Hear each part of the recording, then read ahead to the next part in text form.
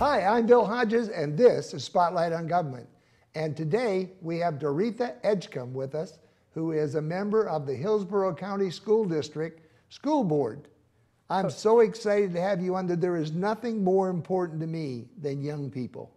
And I have to agree with you. Education, what it can do, its potential, and the fact that it's about our future is exciting to me, Bill. And thank you for having me. I really am honored and pleased to be here. Well, I really do love the schools. I especially love the career centers.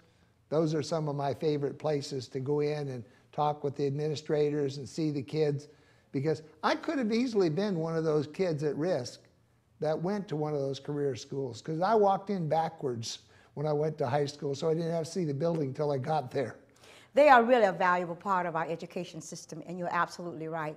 If our whole goal is to prepare our students for a future, a bright future, then we've got to find just the right fit for every kid. And not everybody's going to go to college. Not everybody is going to become part of the military. Not everybody is going to be this exceptional student. So we've got to find what fits for kids, where there's going to be success, and most of all, where they feel that they can be a part of whatever that curriculum is, and it's important. I think what we can do for all kids is to make them what I call citizen ready, so that no matter what they decide to do, that they can become good citizens. Boy, I like that. Now, you've got a long background in education. You're not just a parent or somebody who decided, well, maybe I better be on the school board. You've got a long background here, right? I think if you think about 47 years, I think that's pretty a long time in any set of circumstances. Was that in the Hillsborough school system? Well, 33 of them were in the Hillsborough County school system. I am the third of 4 generations of educators, 2 of them right here in Hillsborough County. My mother, my aunt, several aunts were teachers in Hillsborough County. Really? Then I followed, my sisters and I followed in their footsteps, and now I have a daughter and a niece, also part of the Hillsborough County education public school system.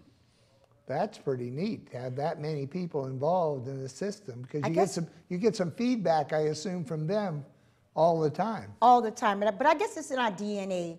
And I think it's part of, for me, it is always what I wanted to be. I don't think I could, I thought of one other thing that I wanted to be was a concert pianist. After seeing one, a black female that I had never seen, a black performer of that caliber, and for a whole week I went home and practiced every day. And at the end of the week I decided I wasn't talented enough or gifted enough, and it demanded too much of my time. A lot of commitment. Yeah, absolutely. But teaching does too. And I think if you're going to be the high quality teacher that we want for every student who walks in our door, they work hard at it. They have to be trained continuously. We have to keep our teachers focused. And most of all, I think it's important for them to know how much they're appreciated.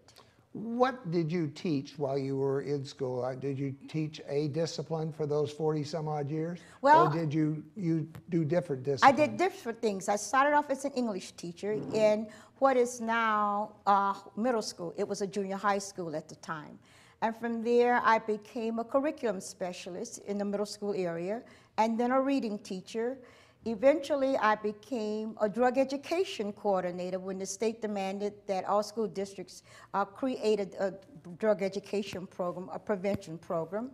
From there, I became what was called a parent involvement specialist, because the federal government said that we needed to focus on how we can make parents a more active and involved part of educating our children. Powerful. Then I became a reading supervisor. And my last assignment, probably the most difficult one, but the one that I loved absolutely the most, was to be a principal in a high poverty school, a big school at the time, with 98% of our kids on free and reduced lunch. But it was the most meaningful experience that I had. I retired for about a week, maybe about a month, and then I worked with Educational Testing Service as a trainer and a program developer, and I had the most important, I think, exciting, I think is a better word, assignment. I worked in the state of Florida, Puerto Rico, and the Virgin Islands. Wow. Yeah, so that's not a bad commitment and not a bad assignment at all. Then I worked 2 years at the University of South Florida teaching in its college education. And then I decided, with all of that experience and a lot of encouragement from other people, to throw my hat in for the school board position. So that's kind of the 47 years in a nutshell. You know, I rarely comment on somebody's appearance that comes on my show. But there are some people I look at and say they really have a touch of class. And your appearance is such that wherever you go, you're a great example, especially in this school that had poverty. I'm sure that people looked at you and said, this is an important lady. I'm not so sure about that, but first of all, thank you, I am flattered. But I think because our students came with such limited experiences and didn't have a lot of role models, it was my first responsibility and obligation to show my students that they could be like me. And so I always made it a point to be the very best model in the way I treated them, in the way I interacted with them. I wanted to make sure that no matter whether I was looking or not, and they were looking at me, that they were seeing the very best. Well, I've been doing seminars with corporations for the past 30 years and walking out in front of all kinds of audiences. And I try to look my very best whenever I do that. And I was so discouraged, I went into some schools and I saw instructors that were dressed worse than the students were. And I'm thinking, how can they be role models looking that way? Is there any kind of dress code in the schools today for at least the instructors? I know you can't make the kids do it, but is there anything that the instructors have to do? Interesting enough, we do have dress codes for students. But on the opposite end, we don't have them for our teachers. And I think about the days in which I was principal. I did set the standards. And there were times I would say to my teachers, you know, I'll take over your class, but I think you need to go home and rethink about what you have on. I couldn't do that today in today's environment. What I hope the message is that our teachers or those who work in our schools, no matter what position that they're in, know that they have an obligation, first of all, and that this is a profession, and so you should look professional. But we live in such a very casual society. I think you can see just the way you can go in offices and other places throughout our community. Go to church. Yeah, absolutely. You're absolutely right about that. And you wonder, whoa. Yeah, how casual we all become. And I don't think it's positive at all. But no, you're absolutely right. We can't demand or set dress codes or standards for teachers. We just say, this is a profession. Your students will be watching you. We expect for you to be high quality in what you teach, in the way you act, and the way you look. And so we hope the message is getting across. You know, I'm liberal in many ways, and my conservative friends think I'm a bleeding heart liberal, and then my liberal friends think, oh my goodness, he's right of Genghis Khan. But I honestly believe an employer has the right to tell an employee how they want them to dress at least a minimum standard. And it would seem to me as a taxpayer, I'd like to see my school have that ability. And it's not your fault, maybe as a school board, maybe it's a federal requirement, maybe whatever. But I think more people ought to say to teachers, look the part. Well, you know, it'd be wonderful if you can gather kind of a group of people and come to say that, because I think it is important for our teachers and for our staff and even for the board to understand what it is that our community expects from them. So I encourage you, come on down and tell us what it is that you would want to see in terms of how our teachers look, because I think they do represent what it is we want for our students to be able to emulate. Well, I'll just tell my listeners out there, now there's a challenge. Go into the schools sometime. You have to check through the office and get approved, but take a look at what your teachers are looking like. They ought to be patterns for these young people. And we complain all the time about the young people.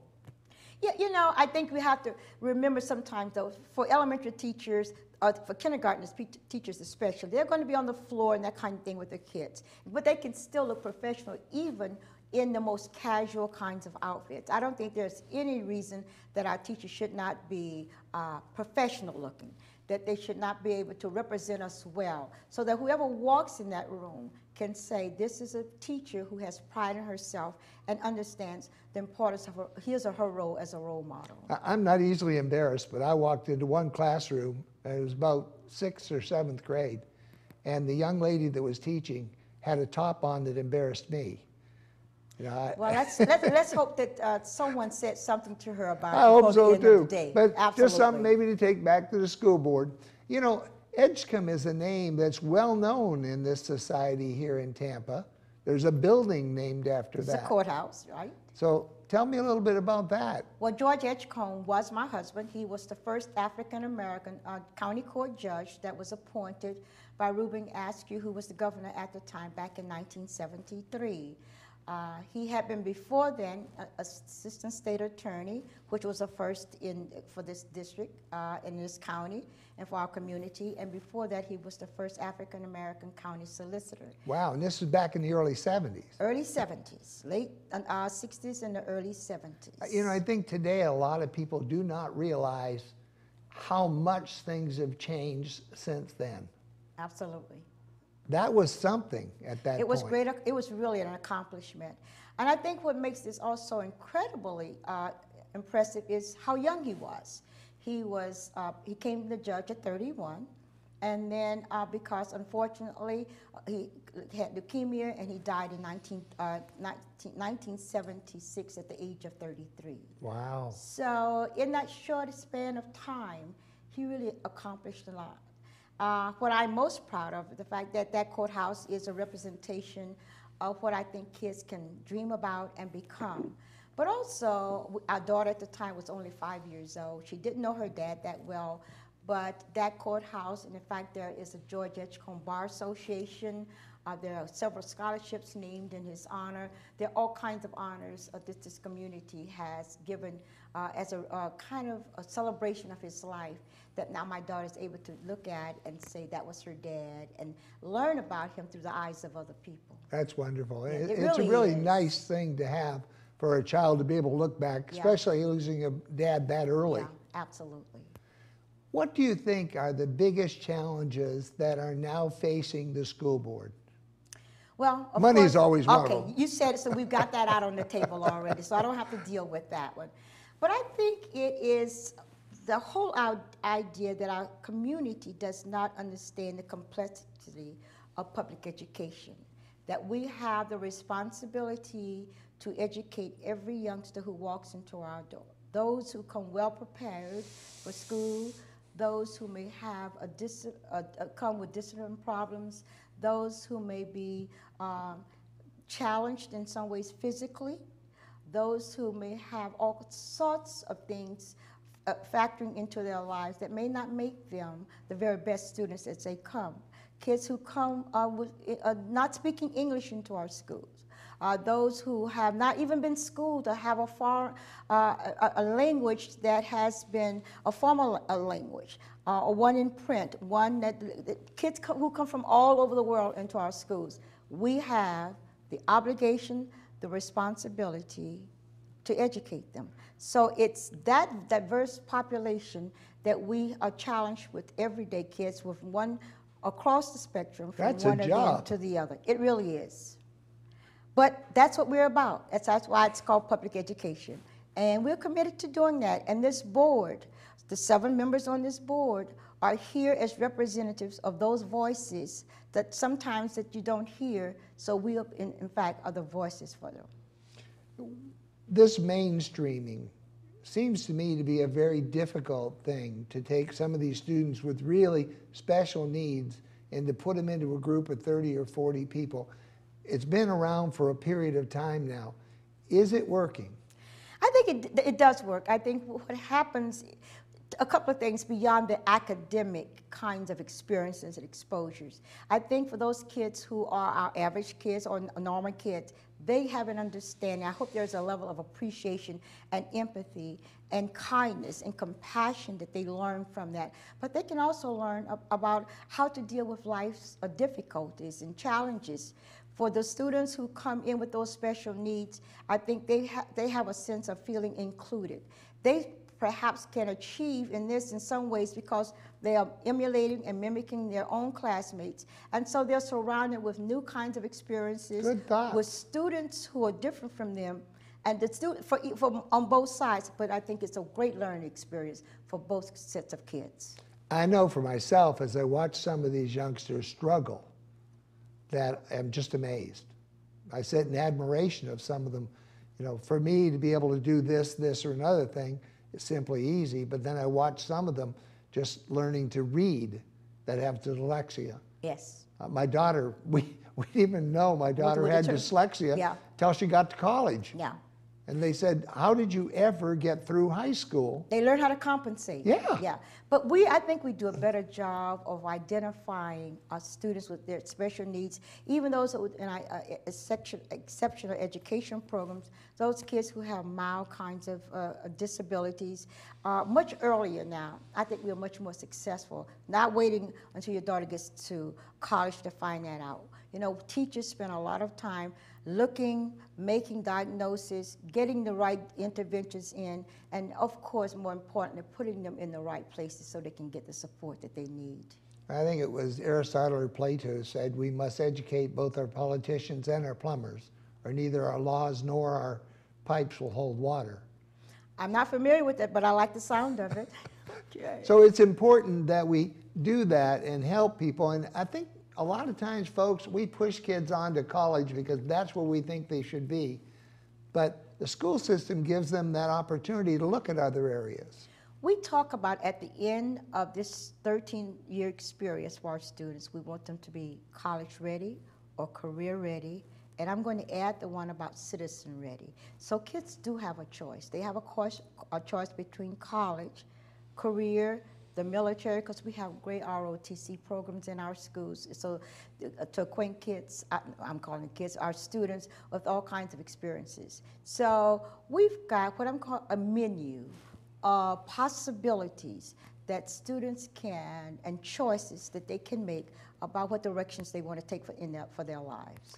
I'm really glad that you mentioned the military, because I graduated from high school at 17, just barely 17. And I wasn't ready to go on to college. And a lot of students aren't. My first year, I hate to admit this, but it was a 0.9. For all of you folks that are having an awful time in school, it can turn around. Oh. But one of my counselors said, you know, you're not really ready for this. Why don't you go join the military? And I thought, that's probably a good idea to get out of town before my dad sees my grades. Well, But the military was a wonderful place for me, because Absolutely. there, all of a sudden I decided, oh, maybe I'll go back to college. And the We don't military helped me always- do that. We don't start at the same place, so we aren't going to end up at the same place. And so after those years of experiences, some kids are ready to go forward. You know, some of us just need more time to decide what it is that we want to do with our lives. And it sounds like you decided, took your time, but you've turned out, I think, pretty well. And I've had a great time doing it, but I needed that extra time, and the military did that to me. Yeah. And I wouldn't trade those 4 years in the military, and I don't want to go back again. But they were great, and they helped me to go on and go to have a successful college career, and then go on into an area that I absolutely loved, doing seminars around the world. So it's nice to hear you add the military into that mix. I think we have to. I think we have to be very realistic about what choices we talk to our students about, and offer them as many as we can. And then they have to choose. They have to be given the information, the facts, have them even to research it for themselves, so they really know what it is that what they're thinking about, and whether or not it's a good fit for them. If I have a student that's struggling, my child is struggling, doesn't seem to be able to get the right grades, what can I do with the school system? Can I go, is there somebody I can go and talk to in the school system and say, you know, we need to sit down and get a plan for this child? What can I do? The first step always is the teacher, who spends that time with the child.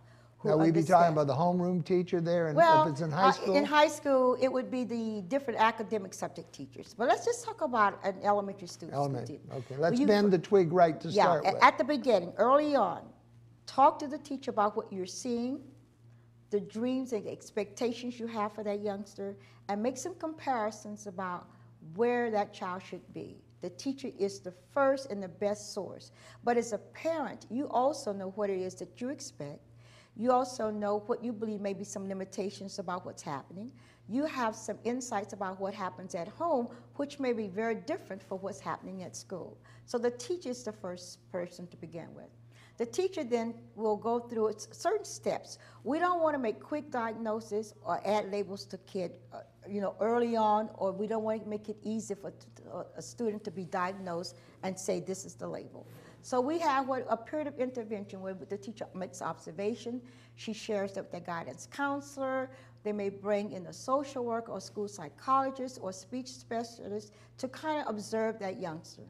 Then we go into the formal evaluation period where we do diagnosis with a battery of different kinds of tests depending on what we believe might be the situation for that youngster or the things that's limiting them. Once that's made, we get those results back, we bring the parent in, there is a formal conference to share those results. Then based on that, we make recommendations for interventions who might be a 504 plan, which is not as formal as an IEP, an individual educational plan, which means that it may be me moving the youngster closer to the front of the room. It may be just a teacher doing something different in terms of instruction. It may be working with the reading coach in that school for that youngster to be pulled in a small group to work with those reading or those maths or those writing struggles that the youngsters have. And so we have a whole array of different ways. We have afternoon tutorial support for students. Even on Saturday, if a school, all of our schools have what we call Saturday schools. Kids who are struggling in reading or math can come on Saturday morning, spend 2 or 3 hours for that extra support. So we've got everything from very formalized help to those that are very informal, but it just, again, it's about what the need is and how we can best provide this, the opportunities and the support for that youngster. Doretha, I'm sitting here in awe. I had no idea all this was available to the student. Oh, it absolutely. seems to me funny that any student is failing with all this battery of things and people there to help them. What is it, the parent just isn't getting involved to start with? I don't think it's quite that simple. Sometimes it just has to be pure motivation on the part of the student. I think too often we tell parents what they need to do and how to do it. Our teachers are highly qualified, they're always being trained, and they're professionals and they need to know what they need to do.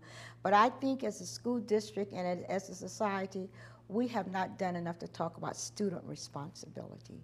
That you're a learner in that classroom, so you just aren't sitting there as if you're just not a part of this interaction. That students need to understand that they have a certain responsibility for their own learning and for their own being motivated, following through on those assignments, asking questions when they don't understand, and seeking help, especially if they're having a difficult time. So it's a piece of all of that. It's the school's responsibility to provide the best setting and educational and academic experiences with all the support we can give them. We certainly want parents to be involved. Some parents, more than others, take on that responsibility, but students also have to know that they've got a job to do too. I'm thinking back to myself. I went to 10 different schools before I got out of high school in 2 countries.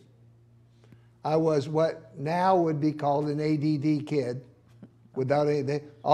I just got whipped every day in the 5th grade. I mean, that was the way they handled it. And it was probably until I was in my late 30s, early 40s that I began to study right brain, left brain, and teaching techniques. And you could talk to me all you wanted about responsibility as a kid, but you need to show me why it's important. And so I'm listening to what you have to say with all these different things. One of them surely would have reached me, I think. Sometimes it takes just a bit longer, as we talked about earlier, about your own set of experiences. It's not so easy to say if I do A, B, and C, it's going to equal success. I think some kids No, you're right there, certainly. Get it different ways. Sometimes kids have to have very challenging, difficult experiences for them to understand. We don't want that to happen, but it does sometimes happen. So it is all, it's going to not put the school's involvement in educating our kids. The community has to get involved too. Mentoring is something we definitely need in our schools. Well, I think that book that took so much criticism, It Takes a Village to Raise a Child, But it's absolutely really true. It is absolutely true. And now it's almost come cliches in some ways, but it really does have a lot of value and a lot of truth about it. Absolutely. How would you like to take just a minute and talk directly to Toby and tell him how parents can be more proactive and help you as a school board? And I've just got about a minute for you to do that. Start early reading to your children. Once you, mother, father, when you find out you're pregnant, start reading and talking to your children. Give them all kinds of early experiences with language. Read to them, talk to them, take them on field trips. You don't have to do something expensive. Once they get into our schools, be present as a volunteer, attend those parent-teacher conferences, call the teacher when you find that things aren't working as well for your children as you want to, and don't let your involvement stop in elementary school. Even though middle school kids certainly don't want you around, you be there, because even in the long run, they're going to be so happy that you stayed involved in their lives, and especially in their academic and in school environment. And so I say to parents, always stay and be the parent. My reference, by the way, to our listeners, to Toby. Toby is one of our cameramen. Okay. But it's important. I was always in our school system. I was president of the Boosters Club. I was always there for just about everything that happened. And I remember there in high school especially, my kids were just awful embarrassed that Dad was there all the time. I announced for the band, everything. But the nicest thing my son, I think, ever told me was probably 20 years later, saying, Dad, I can't tell you how much it meant to have you up there announcing for the band or up there doing this for the team or whatever. He said, at the time it was embarrassing, but I always knew where you were. That delayed appreciation does come around. And I tell students all the time too, if there's a favorite teacher who really made an impact on your life, pick up the phone, send them an email, but let them know how much you appreciate them. It's ironic. I had a teacher in high school who, by the way, English was not one of my strong points, and I write for 26 papers, but I have an editor. And he encouraged me, where the rest of them told me I was dumb and stupid, he encouraged me. And I sent him a copy of my book when I published it, and I didn't know where he was. I hadn't seen him in years. It turned out he was dying of cancer, and he never knew whether, and they had no children, he never knew whether they'd made a difference. And in the book I'd inscribed, dear, you made a difference in my life, thank you. There's nothing, I think, you can ever say or tell a teacher or do than the whole idea of going back and saying thank you for making an impact on my life. There's nothing greater. Doretha, we've run out of time, but I thank you so much for being with us. You're unique, you're special, you're great. Tell yourself so often, you know, because you are. Doretha Edgecomb, thank you so much from the school board for everything you do and for being with us today. We'll see you on the next Spotlight on Government.